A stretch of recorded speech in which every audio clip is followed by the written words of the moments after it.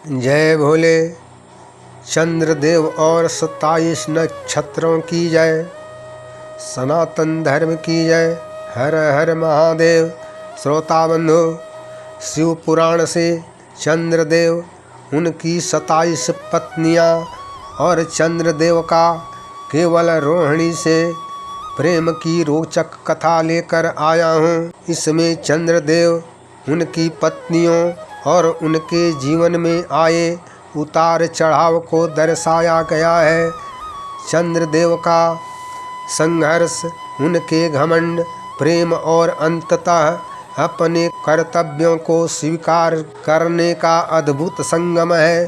साथ ही दक्ष प्रजापति का श्राप, शिव की कृपा तथा चंद्रदेव के आकाशीय जीवन के उतार चढ़ाव का दिल को छू लेने वाला प्रसंग अति रोचक है। जय भोले।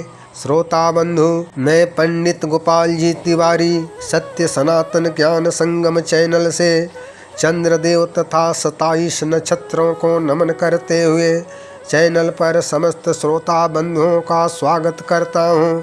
हमारा प्रयास पौराणिक कथाओं को जन जन तक पहुँचाना है। सनातन धर्म की जय। श्रोता बंधु, महर्षि अत्रि और उनकी पत्नी देवी अनुसुईया से चंद्रदेव का जन्म हुआ। चंद्रदेव को ब्रह्मांड का सबसे सुंदर रात्रि की रोशनी माना गया। उनकी शीतलता और मनमोहक चांदनी ने संसार को अलौकिक सौंदर्य प्रदान किया। चंद्रदेव ने दक्ष प्रजापति की 27 पुत्रियों से विवाह किया, जिन्हें 27 नक्षत्र के रूप में जाना जाता है। यह सभी नक्षत्र चंद्रदेव के चारों ओर सुंदर घेरा बनाकर रात के समय आकाश को अलंकृत करते हैं। हालांकि चंद्रदेव का लगाव अपनी सभी पत्नियों पर समान रूप से नहीं था। इन 27 पत्नियों में से चंद्रदेव का हृदय केवल एक रोहिणी के लिए धड़कता था। रोहिणी लालिमा से भरी, मोहक और आकर्षक थी। इस कारण चंद्रदेव का प्रेम केवल रोहिणी पर टिक गया।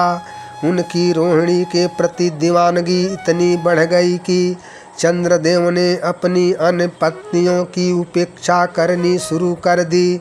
उनका केवल रोहिणी के प्रति लगाव अन्य पत्नियों के लिए दुख और दर्द का कारण बन गया। चंद्रदेव का अपने कर्तव्यों से विमुख होना धीरे धीरे उनकी पत्नियों के लिए असहनीय हो गया। अन्य सभी नक्षत्र पत्नियां उनकी कृपा पाने के लिए प्रयासरत थी। उन्होंने मधुर संगीत और छंदों के माध्यम से चंद्रदेव का मन जीतने की कोशिश की। उत्तम भोजन और सुंदर श्रृंगार से चंद्रदेव को लुभाने का प्रयास किया। अपने अलग अलग विशेषताओं के माध्यम से उनका ध्यान आकर्षित करना चाहा, परंतु चंद्रदेव का हृदय केवल रोहिणी के प्रति समर्पित था। अपने पति चंद्रदेव की निरंतर उपेक्षा से क्षुब्ध होकर 26 पत्नियों ने अपने पिता दक्ष प्रजापति से चंद्रदेव की शिकायत की। दक्ष प्रजापति अपने परिवार और पुत्रियों का सम्मान करते थे। चंद्रदेव द्वारा अपनी पुत्रियों की उपेक्षा सहन नहीं कर सके। दक्ष प्रजापति ने चंद्रदेव से मिलकर उनसे अपनी पत्नियों के प्रति समान व्यवहार करने की बात कही, लेकिन चंद्रदेव रोहिणी की दीवानगी में अंधे हो चुके थे। चंद्रदेव ने कहा, मैं अपनी चांदनी सभी को देता हूँ, लेकिन मैं यह तय करने का अधिकार रखता हूँ कि अपना प्रेम किसे दूँ। दक्ष प्रजापति चंद्रदेव के इस उत्तर से क्रोधित हो गए। अपनी बेटियों के प्रति चंद्रदेव की उदासीनता ने उनकी बेटियों की आभा छीन ली थी। दक्ष प्रजापति ने कहा, चंद्रदेव, तुम्हें इसकी सजा भुगतनी होगी। मैं तुम्हें श्राप देता हूँ कि तुम अपनी सारी चमक, सौंदर्य और दिव्य आभा खो दोगे। तुम्हारी रोशनी धीरे धीरे लुप्त हो जाएगी। जैसे आँखों में अंधकार फैलता है, तुम अपने जीवन में ऐसा अंधकार देखोगे जो तुम्हें पूरी तरह से मिटा देगा। दक्ष प्रजापति का श्राप चंद्रदेव के लिए विनाशकारी सिद्ध होने वाला था, परंतु चंद्रदेव रोहिणी के प्रति अपने जुनून में इस श्राप के प्रभाव को अनसुना दिखाकर हंसने लगे। उन्हें विश्वास था कि उनकी दिव्य आभा को कोई समाप्त नहीं कर सकता, परंतु अगले ही क्षण चंद्रमा ने रोहिणी को अपनी तरफ घूरते हुए देखा। रोहिणी बोली, आपकी चमक कम हो रही है। दक्ष प्रजापति के श्राप ने चंद्रदेव की जीवन शक्ति और उनके तेज को नष्ट करना शुरू कर दिया। उनकी चमक हर दिन कम होने लगी। धीरे धीरे चंद्रमा की किरणें लुप्त होती गई और वे शीतल और पीले पड़ने लगे। नक्षत्र पत्नियां जो अपने पति की तेजस्विता पर गर्व करती थी, अब भयभीत हो गई। वे चंद्रदेव को निरंतर घटते हुए देख रही थी। उन्हें आशंका थी कि यदि चंद्रदेव पूरी तरह नष्ट हो गए तो पृथ्वी पर वनस्पति का जीवन समाप्त हो जाएगा। चंद्रदेव वनस्पति के अधिष्ठा देवता हैं। उनकी मृत्यु का अर्थ पृथ्वी पर जीवन का अंत था। नक्षत्रों ने चंद्रदेव को ब्रह्मा से मिलने की सलाह दी। चंद्रदेव ने ब्रह्मा जी के पास जाकर उनसे प्रार्थना की। सृष्टिकर्ता ने विचार करने के बाद कहा कि इसका निवारण सिर्फ महादेव के पास है। तुम शिव की आराधना करो, वह तुम्हें पुनर्जीवन दे सकते हैं। चंद्रदेव ने शिव की आराधना करने के लिए पश्चिम तट का रुख किया। चंद्रदेव ने वहां समुद्र के किनारे एक शिवलिंग की स्थापना की और महामृत्युंजय मंत्र का जाप आरंभ किया। चंद्रदेव ने धैर्य के साथ तप के द्वारा महादेव की आराधना की। समुद्र की लहरें उनके शरीर को चोट पहुंचाती रही, परंतु चंद्रदेव अडिग रहे। अनंत काल के तप के बाद चंद्रदेव ने अपनी आंखें खोली।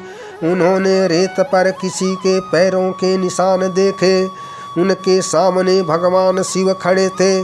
भगवान शिव चंद्रदेव को देखकर मुस्कुराए। भगवान शिव ने पूछा, चंद्र तुम क्या चाहते हो?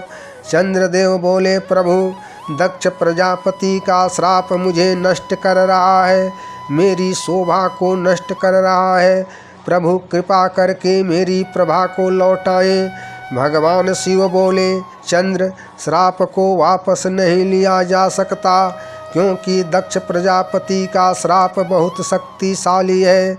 जैसे समुद्र में फेंकी गई वस्तु बार बार वापस लौटती है, वैसे ही दक्ष का श्राप तुम्हारे साथ रहेगा।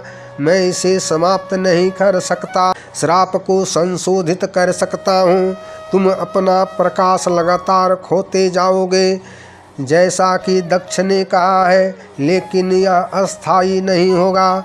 अगले ही दिन तुम अपनी चमक पुनः प्राप्त करोगे।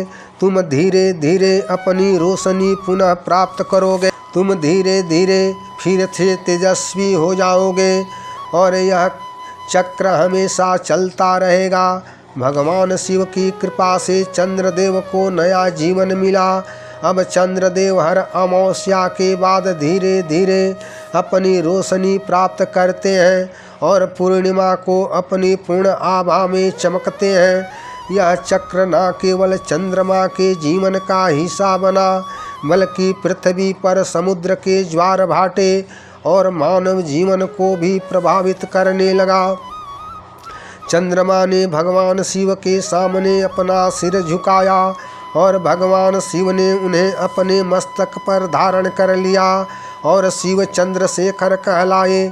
जिस स्थान पर यह पवित्र घटना घटी, वह स्थान सोमनाथ ज्योतिर्लिंग के नाम से प्रसिद्ध हुआ और एक पूजनीय तीर्थ स्थल बन गया। चंद्रमा को नया जीवन मिला। वे अपनी सभी 27 पत्नियों के प्रति प्रेम और स्नेह में समर्पित हो गए। चंद्रदेव ने वचन दिया कि वे सदैव सबके साथ वफादार रहेंगे। चंद्रदेव ने अपनी पत्नियों से समान प्रेम और स्नेह का वचन दिया। हालांकि मानव स्वभाव के अनुसार उनका यह वादा पूरी तरह से पूरा नहीं हो सका। यह कथा केवल चंद्रमा के घटने बढ़ने के चक्र को ही नहीं दर्शाता है, बल्कि जीवन के गहरे सत्य को भी प्रकट करती है। यह परिवर्तन चक्र सृष्टि का अटूट हिस्सा है। जैसे चंद्रमा का प्रकाश कभी घटता है तो कभी बढ़ता है, वैसे ही जीवन सुख दुख, प्रकाश और अंधकार, सृजन तथा विनाश आते जाते रहते हैं। इससे यह संदेश मिलता है कि तप, समर्पण और विश्वास के बल पर कोई भी चुनौती स्वीकार की जा सकती है और जीवन को नया अर्थ दिया जा सकता है। सोमनाथ और चंद्रशेखर की महागाथा आज भी प्रेरणा का स्रोत है। जय भोले। श्रोता बंधु, चंद्रदेव और उनकी 27 पत्नियों तथा दक्ष प्रजापति द्वारा चंद्रदेव को श्राप देने की कथा सुनकर लाइक करें, शेयर करें, कमेंट करें तथा चैनल को सब्सक्राइब जरूर करें। सनातन धर्म की जय। चंद्रदेव तथा 27 नक्षत्रों की जय। हर हर महादेव।